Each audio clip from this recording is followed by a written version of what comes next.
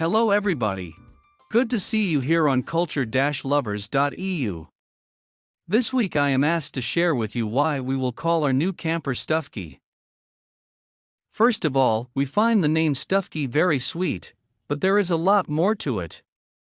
In Roermond, Stufke is the pet name for Saint Christopher, who is the patron saint of travelers.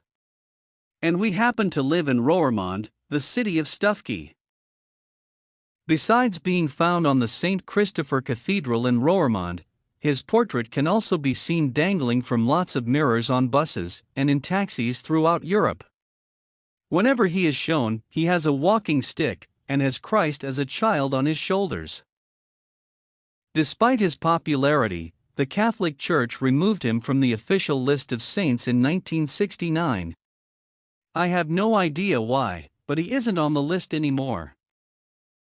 Who is this saint and what is his story? As with many saints, there are many stories.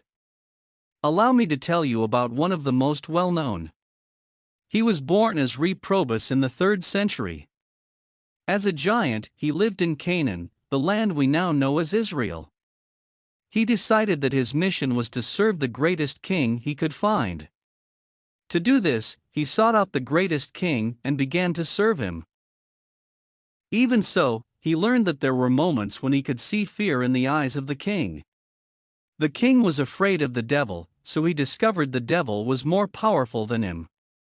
So Reprobus learned that he had to move on, he had to serve the greatest. He had to find the devil and serve him.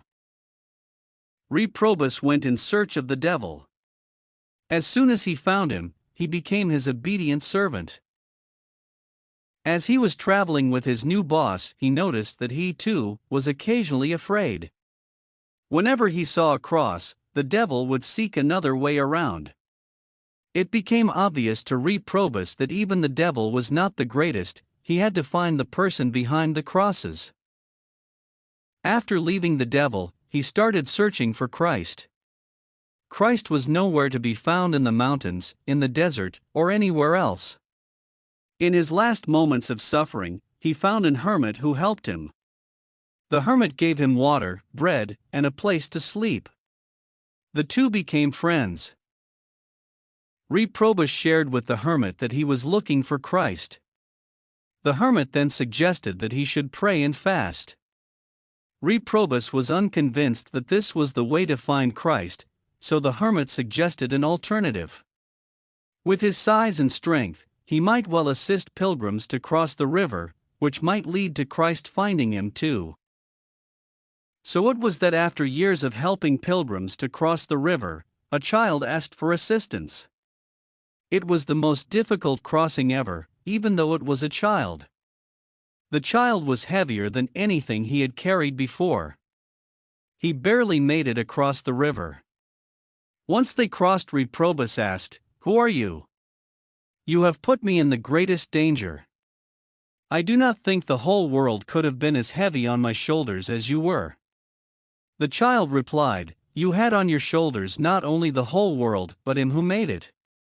I am Christ your King, whom you are serving by this work." The child then baptized Reprobus, named him Christopher, and vanished. Later, Christopher traveled to Lycia, which these days is called Turkey. While there, he began converting locals to Christianity. When Emperor Decius ordered that all pay tribute to the Roman gods, he refused and was beheaded by the local authorities. As a side note, you may remember our video on Saint Denis. Saint Denis was beheaded around the same time and for the same reason. Anyway, I guess that you know now why we will call our new camper Stufke. And that there is a lot of culture associated with that name. Okay, that was it for this week. If you liked it, I suggest that you subscribe.